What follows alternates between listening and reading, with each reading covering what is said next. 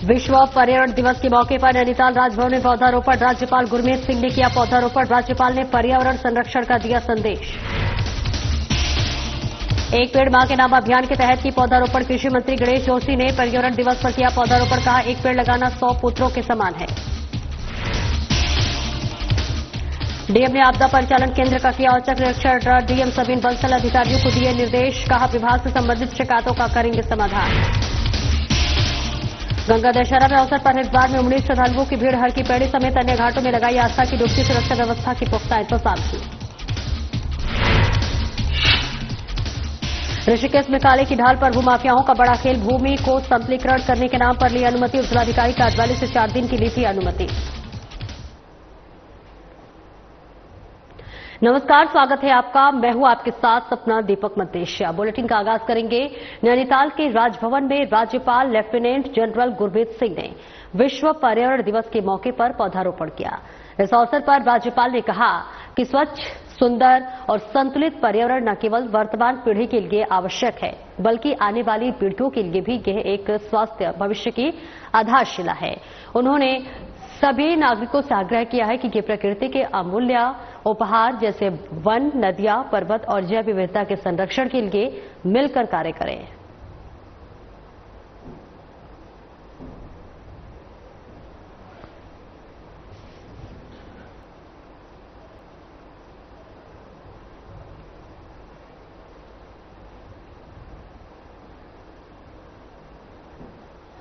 है और सुबह से हम वृक्षारोपण का कार्यक्रम कर रहे हैं, क्योंकि आज जिस प्रकार से पर्यावरण हमारा असुरक्षित हो रहा है, बेमौसम बारिश, ग्रीष्मों का पिघलना, उससे पूरा भूगोल बदलता जा रहा है। और जो आज पानी की कमी हो रही है, हमारा वाटर लेवल जो है गिरता जा रहा है, हमारे स्रोत सूख रहे हैं। ऐसे में वृक्षों का लगाना बहुत आवश्यक है। कहते हैं कि वृक्ष लगाना 10 पुत्रों को जन्म देने के बराबर है। आज हमने पर्यावरण दिवस पर शुभारंभ किया है और ये हरेले तक हम इसको चलाएंगे। और हमने कहा है कि अधिक से अधिक फलदार वृक्ष लगाए जाएं, ताकि लोग फलों का भी स्वाद लें। हमारे विभाग ने इसके लिए पूरी तैयारी की है और सब जगह हमने अपने डीपीओ से कह दिया कि जहां जितनी भी डिमांड हो, फलदार वृक्ष लोगों को वितरित की जाए, जहां इससे पर्यावरण सुरक्षित होगा और लोगों को शुभ अच्छे फल भी मिलेंगे। और मुख्य सेवक पुष्कर सिंह धामी ने देहरादून में विश्व पर्यावरण दिवस के अवसर पर आयोजित कार्यक्रम में शिरकत की। सीएम धामी ने उत्तराखंड प्रदूषण नियंत्रण बोर्ड के पोस्टर का विमोचन भी किया। कार्यक्रम में वन मंत्री सुबोध उनियाल, मुख्य सचिव आनंद वर्धन भी मौजूद रहे।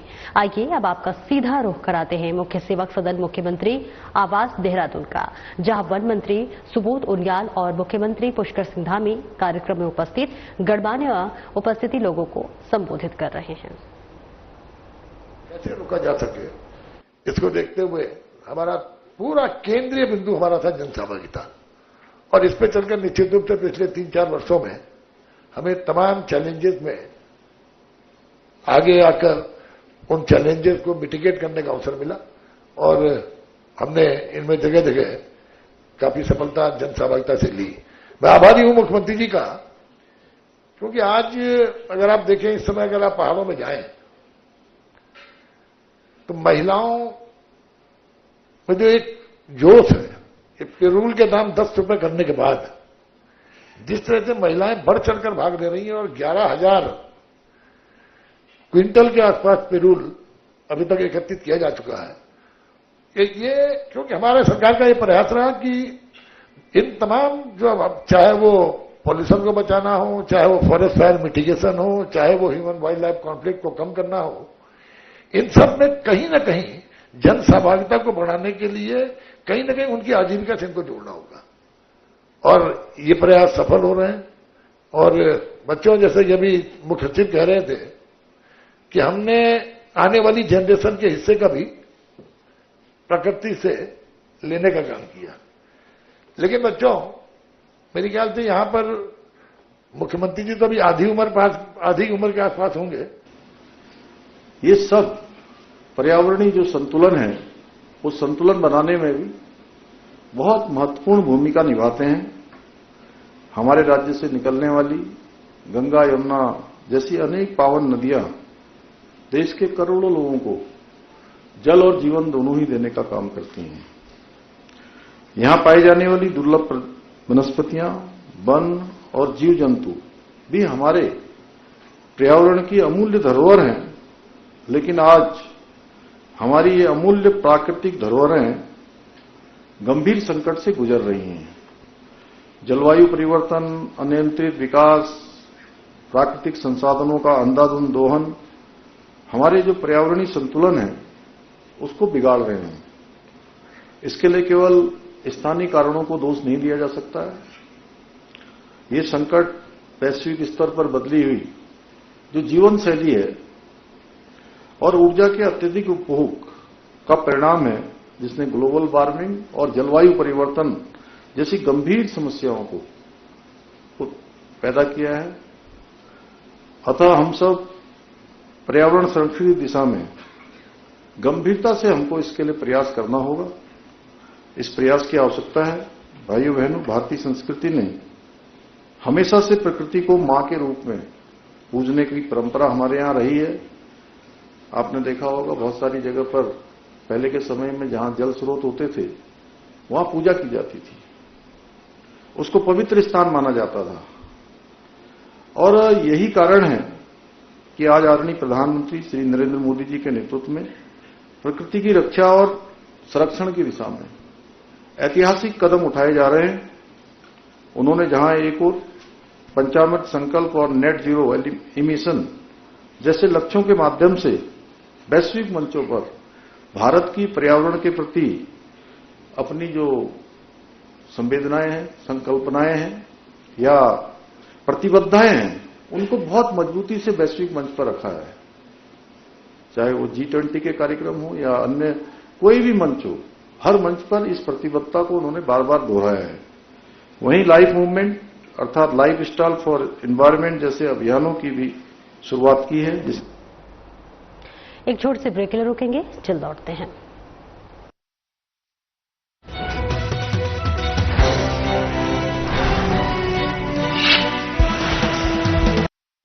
देवभूमि उत्तराखंड, जहां प्रकृति की गोद में बसा हर गांव, हर पहाड़ यहाँ की संस्कृति और विरासत की पहचान है।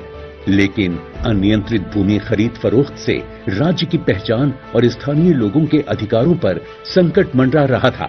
राज्य सरकार ने इस चुनौती को गंभीरता से लिया और उत्तराखंड विधानसभा ने सख्त भू कानून विधेयक पारित कर दिया है, जो उत्तराखंड की जमीन को सुरक्षित रखने के लिए एक ऐतिहासिक कदम है। भू कानून उत्तराखंड राज्य के लोगों की बहुत लंबे समय से मांग थी।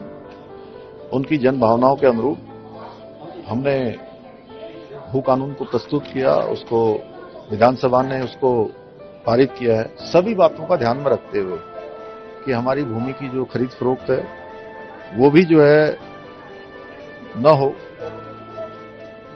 और हमारा जो निवेश है वह भी किसी रूप में प्रभावित न हो, यानी कि इकोलॉजी, इकोनॉमी दोनों में संतुलन रहे और लोगों की जन भावनाएं आगे बढ़े। नए भू कानून के तहत बाहरी व्यक्ति हरिद्वार व उधम सिंह नगर को छोड़कर शेष 11 जिलों में कृषि एवं बागवानी के लिए भूमि नहीं खरीद सकेंगे। एमएसएमई के लिए भूमि खरीद की अनुमति का अधिकार जिलाधिकारी से हटाकर उत्तराखंड शासन को दिया गया है। उद्योग, पर्यटन, शिक्षा, स्वास्थ्य संबंधी प्रोजेक्ट्स लगाने के लिए अगर जमीन खरीदना है तो संबंधित विभाग और शासन से स्वीकृति लेनी होगी। नए कानून के तहत आवासीय उपयोग के लिए 250 वर्ग मीटर भूमि खरीदने के लिए शपथ पत्र देना होगा। भूमि खरीद की प्रक्रिया की निगरानी सरकार के विशेष पोर्टल से होगी। गलत तरीके से इस्तेमाल की गई जमीन को सरकार जब्त कर सकेगी। इस कानून से उत्तराखंड वासियों की जमीन सुरक्षित होगी, गांवों में विकास होगा और राज्य की प्राकृतिक धरोहर को नया जीवन मिलेगा। सेवा, सुशासन और विकास के 3 वर्ष।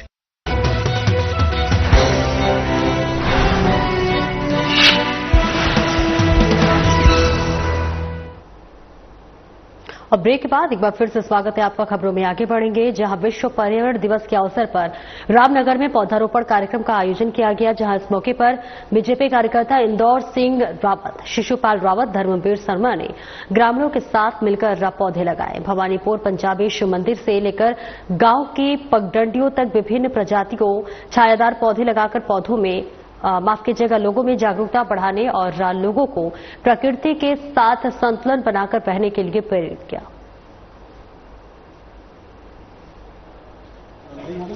देखिए, जिस प्रकार से देश के प्रधानमंत्री आदरणीय नरेंद्र मोदी जी ने पूरे विश्व में एक मैसेज दिया कि बिना पर्यावरण के हम लोग कुछ भी नहीं है, और एक पेड़ मां के नाम कार्यक्रम चलाया।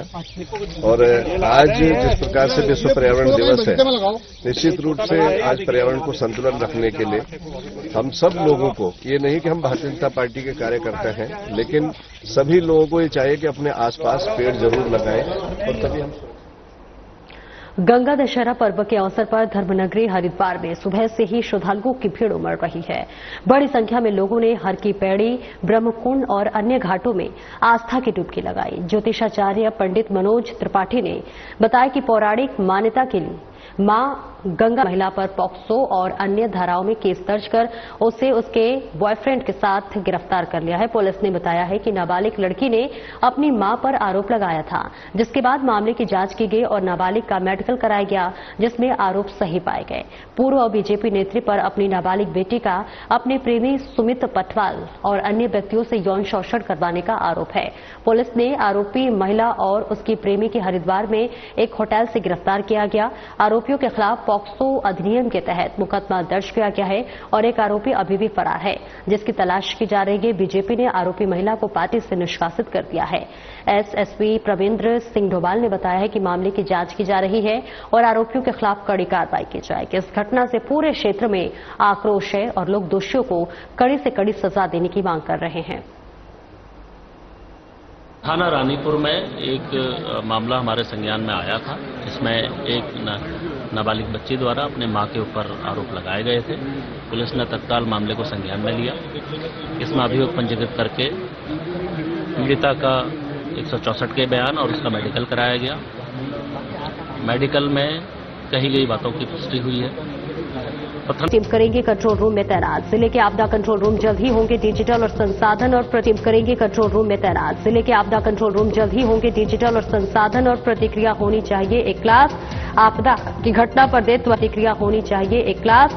आपदा की घटना पर दे त्वरित प्रतिक्रिया। अलर्ट मोड पर प्रतिक्रिया। अलर्ट मोड पर रहे अधिकारी रियल टाइम डिस्प्ले स्क्रीनर्स और जिले भर में रहे अधिकारी रियल टाइम डिस्प्ले स्क्रीनर्स और जिले भर में प्रथम बार रैपिड वायरलेस कम्युनिकेशन जल्द होगा स्थापित। जिले के प्रत्येक भूस्खलन संभावित क्षेत्रों में तैनात रहेगी जेसीबी और इसके साथ ही एटीएम को एसईएस प्लान वेरीफाई कराने के निर्देश। आपदा प्राधिकरण की रिक्तियां भरने के भी निर्देश।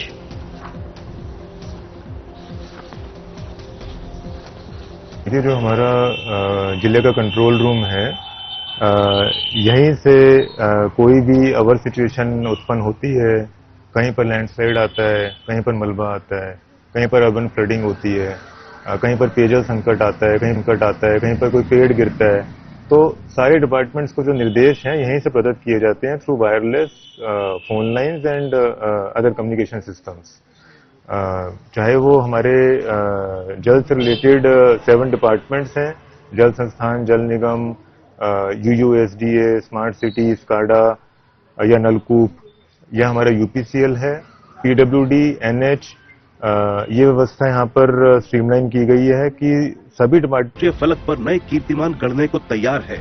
38वें राष्ट्रीय खेलों में ऐतिहासिक प्रदर्शन का परिचय देकर उत्तराखंड के खिलाड़ी खेल जगत के लिए बन गए हैं अद्भुत प्रेरणा का स्रोत।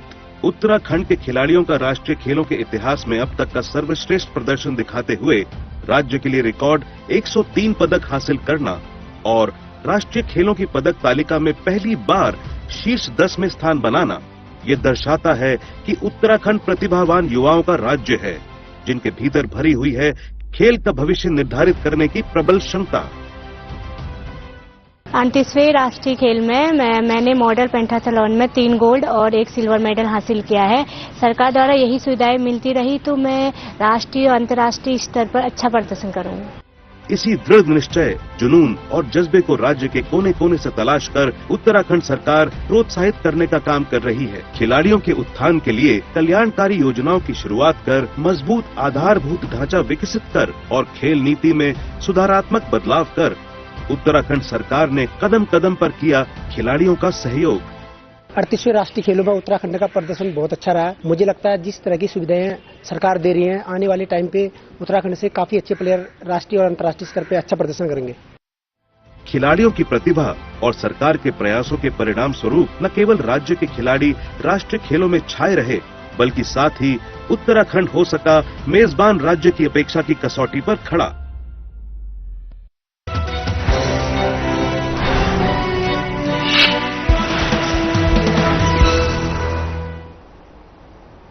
अब ब्रेक के बाद एक बार फिर से स्वागत है आपका। खबरों में आगे बढ़ेंगे। खबर देहरादून से है, जहां ऋषिकेश में काले की ढाल पर एक बार फिर से भूमाफियाओं का बड़ा खेला देखते हुए नजर आ रही है, जहां पर उपजिलाधिकारी कार्यालय को गुमराह कर 4 दिन की अनुमति ली थी।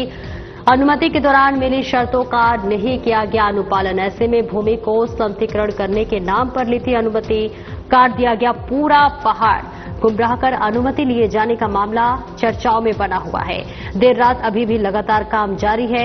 गुमराह कर ली गई अनुमति पर खनन विभाग और उपजिलाधिकारी कार्यालय सक्रिय नजर आ रहा है। ऐसे में गुमराह कर अनुमति लिए जाने पर उपजिलाधिकारी क्रोध में है। खनन विभाग पूरे मामले की रिपोर्ट देगा और ऐसे में विभागों द्वारा अवैध काम में कार्रवाई नहीं तो मामला उच्च न्यायालय की शरण में। क्या सेवा शुल्क के दम पर भूमाफिया उड़ाएगा नियमों की धज्जियां? और अब गुमराह कर ली गई अनुमति और अवैध काम में बड़ी कार्रवाई का इंतजार। तो वही गुमराह कर ली गई अनुमति पर भूमाफिया और ठेकेदार पर होना चाहिए मुकदमा दर्ज। तो ऋषिकेश काले की ढाल पर भूमाफियाओं का ये बड़ा खेल देखने को मिल रहा है।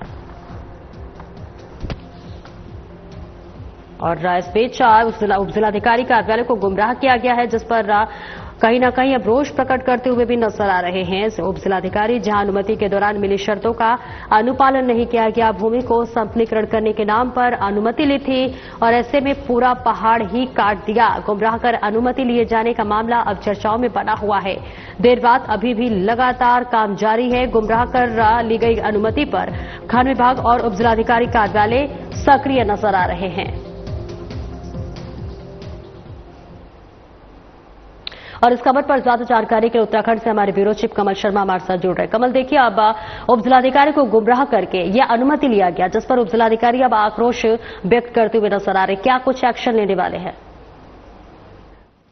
बिल्कुल, ये सपना सबसे बड़ा मामला निकल के आ रहा है, जिसको हम लगातार बता रहे थे। और एक अब चीज जो निकल के आई है कि इन्होंने अनुमति जरूर ली थी, लेकिन वो सिर्फ 4 दिन के लिए अनुमति मिली थी और उसको कहा गया था कि ऊबड़ खाबड़ कोई जमीन है, उसको हमने समांतर लेबल करना है, लेकिन ये नहीं बताया गया कि इतना बड़ा पहाड़ काट दिया गया। मतलब एक बहुत बड़ा गुमराह उपजिलाधिकारी कार्यालय को किया गया है। जब ये चीजें निकल के आई हैं तो कहीं ना कहीं अब ये मामला चर्चाओं में बन गया है कि आपने समतल कराने के लिए, भूमि ऊबड़ खाबड़ जगह समतल कराने के लिए अनुमति ली थी, आपने तो पूरा पहाड़ काट दिया है।